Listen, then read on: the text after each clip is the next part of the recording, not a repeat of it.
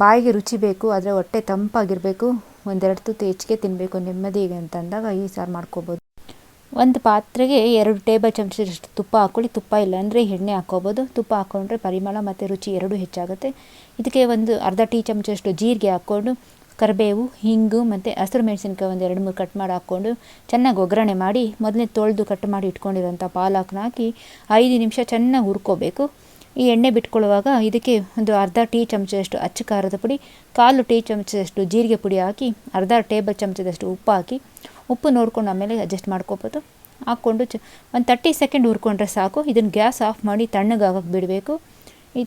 ಅಷ್ಟರೊಳಗಡೆ ಈ ತಣ್ಣಗಾಗೋದ್ರೊಳಗಡೆ ಮೊಸರನ್ನ ಚೆನ್ನಾಗಿ ಕಡ್ಕೋಬೇಕು. ಮೊಸರು ಏನಾದ್ರು ಹುಳಿ ಇದ್ದರೆ ಒಂದು 2 ಟೇಬಲ್ ಚಮಚದಷ್ಟು ಫ್ರೆಶ್ ಕ್ರೀಮ್ ಹಾಕ್ಕೋಬೋದು. ಫ್ರೆಶ್ ಕ್ರೀಮ್ ಇಲ್ಲಾಂದರೆ ಹಾಲು ಹಾಕ್ಕೋಬೋದು. ರುಚಿ ಇನ್ನೂ ತುಂಬ ಚೆನ್ನಾಗಾಗುತ್ತೆ. ಮಾಡಿಕೊಂಡು ಅನ್ನ ಹಾಕ್ಕೊಂಡು ತಿಂತಿದ್ರೆ 2 ತುತ್ತು ಹೆಚ್ಚಿಗೆ ಹೋಗುತ್ತೆ.